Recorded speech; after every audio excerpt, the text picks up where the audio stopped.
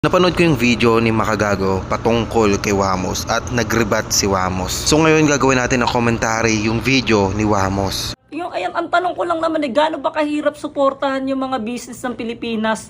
Yung business ng ibang Pilipinas lalo na nakakatulong naman talaga sa ibang tao, di ba? Ano yung mali na sinabi ko doon? Wala naman akong mali sinabi ko doon. Siguro yung sinabi mong mali doon yung business ng Pilipinas. Ano ba kahirap suportahan yung mga business ng Pilipinas? Baka business ng Pilipino, no? Business ng Pilipinas. Wrong Graham talaga siya, wrong Graham. Siguro yung tamang Graham is business ng Pilipino, kaya business sa Pilipinas. Siguro ganon. Susubukan kong panoorin yung video ni Wamos patungkol sa Tambay Cup. Kumbaga parang ito yung rebat niya kay Makagago. Titingnan ko kung may masasabi ba siya na copy-paste yung design ng Tambay Cup. Titingnan ko kung may pagtatanggol niya ba na gaya-gaya lang yung design ng Tambay Cup. Tara, let's go. Ang sinasabi ko lang talaga, suportahan natin yung Tambay Cup. Diba? Kung di man kayo bumili, wala namang problema, basta suportahan lang natin, hindi i-bash, hindi yung pagkadukdukan na ganito, hindi yung pagkadukdukan na pangalang bibili ng Tambay Cup. Marami na pong gumagamit ng Tambay Cup. Sabi nga nila, hanggang ibang bansa nakakarating ang Tambay Cup. Hindi ba kayo proud? Alam mo, proud ako sa Highmind, sa MNLA. Nakaka-proud yan, kilala yan sa ibang bansa. DBTK, ganun din. Nakakarating na yan sa ibang bansa. Nakaka-proud sila. Hindi ako bumibili, sinusuportahan ko sila. Proud ako sa kanila. Hindi ako nakakabili. Kasi hindi ko feel, hindi ko ramdam na para sa akin yung mga brand na yon. Parang hindi ako yung target market nila. Pero proud ako sa kanila kasi puro original yung mga design nila. At itong Tambay na binibuild na brand ni Pio Balbuena, pakiramdam ko part ako ng community nito. Ramdam ko na isa ako sa mga target market ni Pio Balbuena kasi naging tambay din ako. Mahilig akong tumambay dati. Kapag walang pasok, tambay sa kalsada. Diyan din kami sa kalsada naglalaro. Tambay din ako sa computer shop. Saan pa ba ako tumatambay? Sa tambayan namin, diyan kami nag-iinom, di ba? Diyan kami magkakasama ng mga barkada. Dadayuhin ko pa yung tropa kahit malayo para lang tumambay sa bahay nila, di ba? Ganun eh. Pakiramdam ko part talaga ako ng community ni Pio. Yun nga lang, hindi nakaka-proud yung mga design ni Pio Balbuena. Kahit makarating yan sa ibang bansa, paano ka magiging proud copy-paste lang yung design, gaya-gaya lang. Nakaka-proud, di ba? Di ba? Yung mga ganitong klase ng cup, kahit sabihin mong may pinaggayahan o may ganito o may ganyan, iba pa rin yung Tambay Cup, iba pa rin yung letra ng tambay. Di ba? Iba pa rin yung tambay na sinasabi na nakatulong si Pio sa mga tambay na nabubuhay nila yung pamilya nila sa kahit ganitong mga business, hindi man ganun yung una nilang benta na kamahalan, pero at least ngayon bumabawi kasi sila dahil ito yung bonus nila na pinagkakahirapan nila sa pagtatrabaho nila. Kumbaga parang nag-iisa lang to, bonus na lang nila to. Diba? Bonus na lang nila to. Swerte na lang kung makabenta sila ng 30,000, 50,000, 100,000 sa cup na to. Swerte na lang sila. Malaking bagay yung para sa simulan ng buhay nila.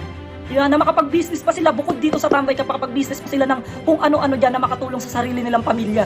Yun yung pinopoint ko. Yun yung pinopoint ko at sana maintindihan nyo yun at sana maintindihan mo rin yun, di ba? Napakaganda ng mensahe mo, Wamos, at naintindihan ko yun. Nakakatuwa, di ba? Kung ako si Pio, tapos gano'n, nakakatulong ako sa ibang tao, nakakataba siya ng puso. Promise. Maganda yung mensahe mo, Wamos, naintindihan ko.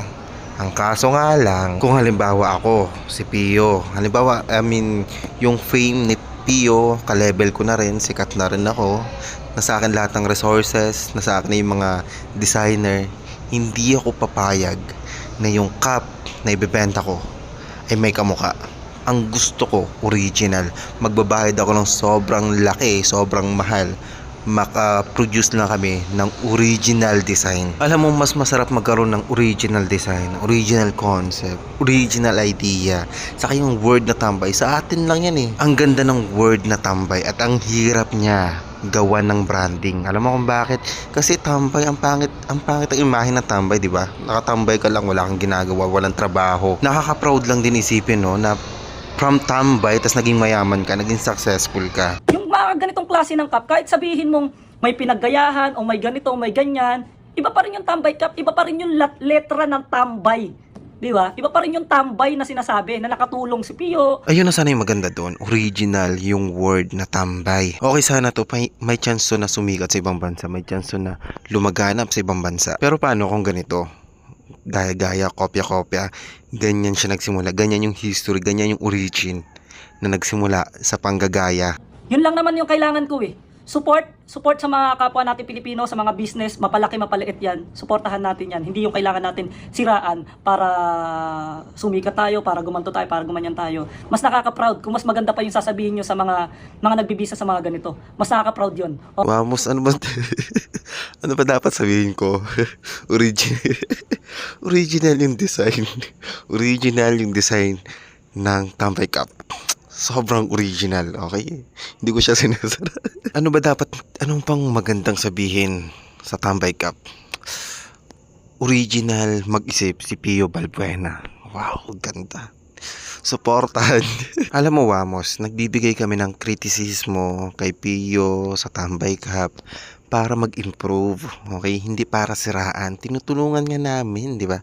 Kasi gusto rin namin maging proud. Ang kaso nga lang, paano kami magiging proud sa copy-paste na design? Alam mo, sa nakikita ko, hindi mo kayang i-defend yung design ng Tambay Cup. Kaya pupunta tayo sa video ni Pio Balbuena. Tara, let's go. Hindi tataas ang value ng sombrero ng Tambay Cup kung walang demand, kung hindi gustong bilhin. Hindi tataas ang value ng Tambay Cup kung walang demand, kung hindi gustong bilhin. Pero ito yung tanong ko, paano kung yung design mo ay nakikita mo na lang sa mga side street, sa mga bangketa, sa Baclaran, sa Divisoria, kuhang-kuha, gayang-gaya yung design ng Tambay Cup? Tingin mo, mataas pa rin ba yung demand ng Tambay Cup? Tapos, kapag pinagkumpara mo yung produkto ni Pio na Tambay Cup at saka yung makikita mo sa mga side street, magkamukha. Parehong pareho, walang pinagkaiba. Kasi magaling mamirata yung nag-mass produce ng design mo. Tingin mo in demand pa rin yan? Tingin mo marami pa rin gustong bumili ng Tambay Cup mo? Paano mo pupulisin or pipigilan or pagbabawalan yung mga nagbebenta ng Tambay Cup sa mga bangketa, sa mga side street, sa Baclaran, sa Divisoria? Paano mo sila mapipigilan? Sasampahan mo ng kaso? Eh hindi nga naman naka-trademark at naka-patent yung mga design mo. Ikaw ba original yan, ha?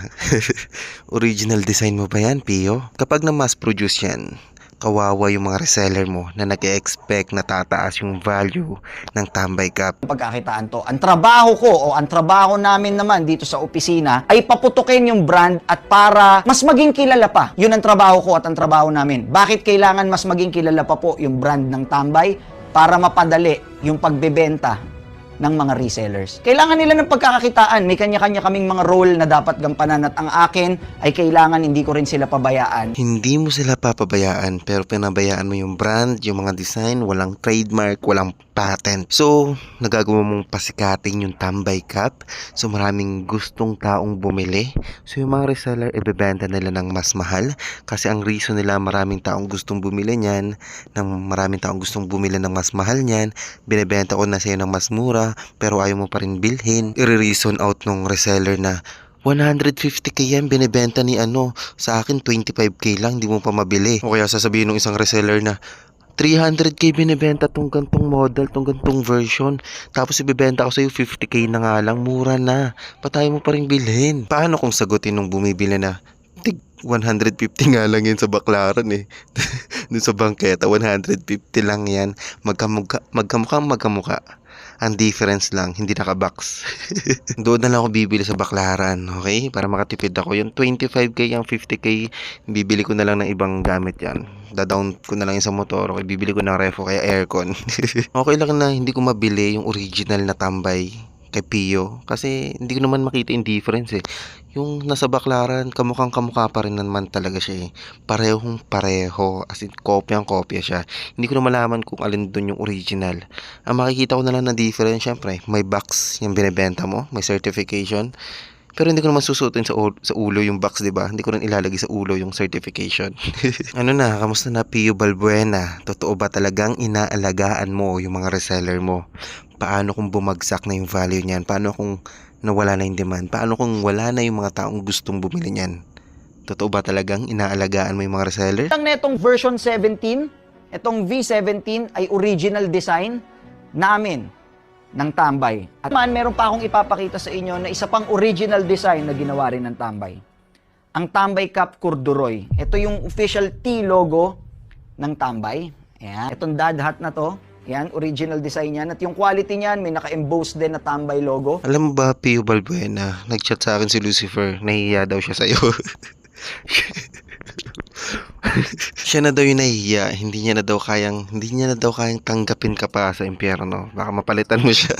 Grabe ka naman, Pio Balbuena. Sabi mo original. Tapos ito pakinggan mo yung sarili mo. Ito yung sinasabi mo. Tapos sabihin mo original. Ito, makinig ka sa sarili mo panoorin mo. Tutunan. Pagdating naman sa design, hindi lang naman kami. Marami pa rin dyan sa iba't ibang bansa nga, ginagawa rin to. Pati din dito sa Pilipinas, sa local, may mga gumagawa rin ng mga ganun. Yun sa mga vintage, di ba? O ano ba talaga? Original ba talaga yung design mo? Kasi dito sa mga sinasabi mo na to, parang ina-acknowledge mo na na sinasabihan kang fake yung design, okay? Na nanggagaya ka ng design. Ang netong version 17, itong V17 ay original design. Pagdating naman sa design, hindi lang naman kami. Marami pa rin dyan sa iba't ibang bansa nga, ginagawa rin to. Pati din dito sa Pilipinas, sa local, may mga gumagawa rin ng mga ganun. Yun sa mga vintage, di ba? Pagkatapos mo sabihin original yung design mo, tapos i-acknowledge mo yung mga nagko-comment sa'yo na fake or pang copy-paste yung design mo.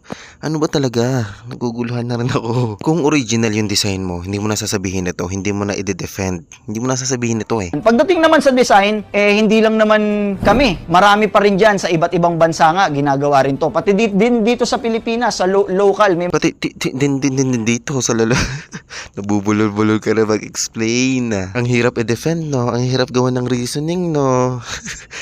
Sa haba ng video mo, yan lang yung defense mo sa argument na fake or copy-paste or gaya-gaya yung design mo. Yan lang, sobrang ilang segundo lang yan. Pagdating naman sa design, hindi lang naman kami. Marami pa rin dyan sa iba't ibang bansa nga, ginagawa rin to. Pati din dito sa Pilipinas, sa local, may mga gumagawa rin ng mga ganun. Yun sa mga vintage, di ba? Napansin mo yung huli niya sinabi, yung vintage. Vintage, di ba? Sabi niya ganun. Tapos, pinutol ko na doon kasi hindi niya naman na-explain ko na yung vintage. Kahit ako, na-research ko pa ako na yung vintage, okay? So ngayon, iintindihan ko na lang yung sinabi niya. Sabi niya, sa local din daw, nangyayari yan. Yung gayahan, kagaya sa vintage, ganyan, no? Yung sa vintage, maliit yung chance na makasuhan ka kapag ginaya mo yung lumang design. So yung vintage po kasi, ito yung meaning niya, okay? Basta yung ibig sabihin nito, luma na, matagal na, 20, 40, 100 years old na, antique na, basta lumang design, okay?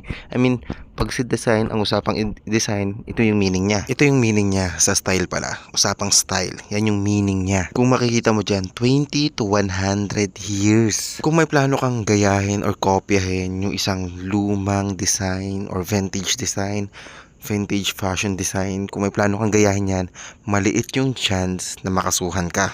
Alam mo kung bakit? Yung copyright kasi ng isang design, tumatagal ng sa lifetime nung creator plus 70 years, okay? Pag natapos na yung copyright nun, safe ka nang gayahin yung isang vintage design. At kung sakaling gagayahin mo yung isang vintage design, maliit yung chance na makasuhan ka kahit yung level ng negosyo may parang kagaya na kay Pio. Maliit pa rin yung chance na makasuhan ka. Kung may trademark man yung vintage design na kinukopya mo, na ginagaya mo, yung trademark tumatagal lang yan ng 10 years at kailangan i-renew yan kada mag-expired. So paano kung expired na yung trademark, di ba? So safe ka na nakopyahin yung isang vintage design kung sakaling tapos na yung trademark, expired na. Tapos patay na yung may-ari, no? Wala nang nagre-renew. So safe na yun, vintage na yun. Yung design patent, siguro tumatagal yan ng 15 years. Tapos ganun din, renew. Kung vintage na yan, tapos wala na yung may-ari, yung creator, hindi niya na nire-renew. So safe na ang kopyahin yung vintage design. Ngayon, Pio Balbuena, matanong ko lang, vintage ba yung mga design na ginaya mo? Buhay na buhay pa yan. Tangin ang reasoning mo kasi yan. Ano mga dahilan niya? Napakabobo, napakatanga, hindi mo pinag-isipan. Pinasok mo pa yung vintage. Puta, maka-reason out ka lang no? Pagdating naman sa design, hindi lang naman kami. Marami pa rin dyan sa iba't ibang bansa nga, ginagawa rin to. Sa ibang bansa nga nangyayari din yan, yung gayahan. Gagayahin din namin, manggagaya din kami. Sige ganito, Pio Balbuena, kwentuhan lang kita ng mabilis. Kilala mo naman si Adidas, di ba? Sinampahan niya ng kaso si Puma nang dahil lang sa sapatos na ito. Dahil meron siyang 4 stripes dyan, ang sabi na Adidas, ginagaya yung design or yung logo ng Adidas at pwede itong mag-cause ng confusion sa mga mamimili. At nangyari ito nung 2017 lang. Bagong-bago, kailan lang? 2017. So yung tanong, sinong nanalo sa kasong ito? Si Puma ba or si Adidas? Ang nangyari, nasettle naman naman nila ito in private, no? Wala na nakakaalam kung paano nila nasettle to, kung sino nagbayad ng malaki. Kasi ang naisip nila na kasi abala siya, sobrang tagal na proseso, gagastos sila. So, nasettle na lang nila ito in private. Kung iisipin mo, diagonal stripe yan. Tapos 4 pa. Ganon kaseryoso si Adidas para lang protektahan yung trademark niya. O isa pang kwento, si Adidas pa rin. Si Adidas, sinampahan niya ng kaso si Forever 21 kasi naglabas ng damit na may stripe si Forever 21. Isipin mo, stripe lang yan. Nakasuhan na sila. Grabe to. Sobrang grabe talaga to. Pero kung ako yung tatanungin, ako yung may-ari ng Adidas, gagawin ko din yung lahat, maprotektahan lang yung trademark ko. Kasi once nagayahin, nakawin, copy-paste yung design ko, yung trademark ko, babagsak ang value ng brand ko. Yung ginagawa kasi ni Forever 21, pwede siya mag-cause ng confusion sa mga consumer. Iniisip nila na may collaboration si Forever 21 sa si Adidas, kahit wala naman talaga. So ang tanong, sino ang nanalo? Adidas o Forever 21? Again, kagaya na nangyari sa Puma, nasettle na nila ito sa labas ng korte. Pero bakit nagsampa pa sila ng kaso tapos masasettle lang din naman sa labas ng korte? Areglohan na lang kasi nangyari. So inareglo ni Forever 21 si Adidas para hindi na ituloy yung kaso. Kasi nga pag nanalo si Adidas doon, mas malaki yung babayaran ni Forever 21. O ito pa, isa pang kwento, last na to ha.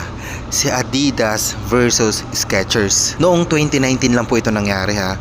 Sinampahan ni Adidas si Skechers ng kaso dahil sa sapatos na ito, sa design ng sapatos na to. Kasi nga, kamukhang-kamukha niya yung Stan Smith na sapatos ni Adidas. At walang areglohan na nangyari. Nanalo si Adidas. Ngayon, balik tayo kay Pio Balbuena. Pio Balbuena, ready ka na ba makasuhan at makipag-areglohan sa malalaking kumpanyang pinagayahan mo ng design? Ngayon, kung sasabihin mo naman sa akin na problema na ni Pio Balbuena yan pag nakasuhan siya, talaga, problema niya talaga yan. Hindi ko problema yan.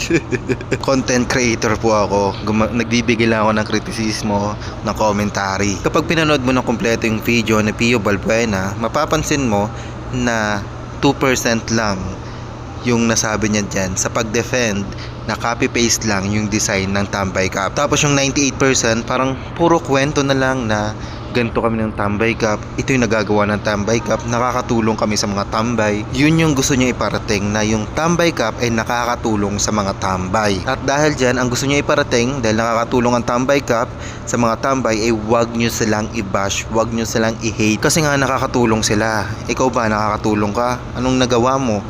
Buti kami, nakakatulong kami. Ikaw, anong ginagawa mo? Tambay ka pa rin hanggang ngayon. Yun yung gusto niya iparating. Kami, nakakatulong kami. Ikaw ba? Ano ba na itulong mo?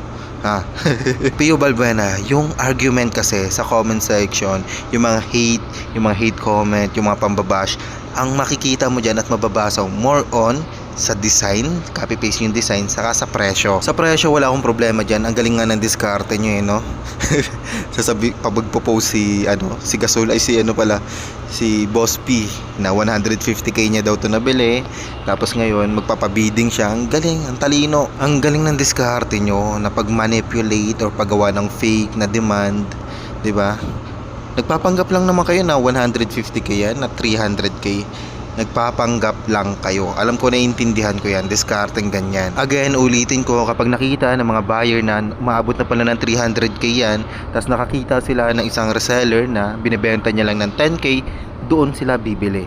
Diba? Ang galing na diskarte. So, ang mindset ng isang bibili ng 10k, sige, bibilin ko ito ng 10k, tapos bibenta ko ng 300k. Pero ang totoo, wala naman talagang bumibili ng 300k. Dahil gawa-gawa nyo lang yun. Script nyo lang yun. Okay? So ngayon, itong tao nakabili ng 10k na Tambay Cup, sinusubukan niyang ibenta ng 150k, 300k, yun nga lang, hindi niya maibenta. Kasi nga, yung nag-post ng 150, 300k, fake naman yun hindi naman talaga totoo. Again, wala naman akong problema sa pag-manipulate nyo ng presyo ng Tambay Cup, sa paggawa nyo ng fake demand. Ang issue ko talaga dito ay yung design. Nahirap kang i-defend, Pio Balbuena. Okay, ilang segundo mo lang dinefend yung design. Tapos ang kapal na mukha na sabihin na original yung mga design nila. Grabe, no? Sabay i-acknowledge niya rin na copy-paste yung design na nangyayari ito sa ibang bansa at nangyayari din sa local scene at nangyayari sa mga vintage, no? Grabe. Ang hirap talaga i-defend ang mali. Yun lang sa bidyong ito. Peace out.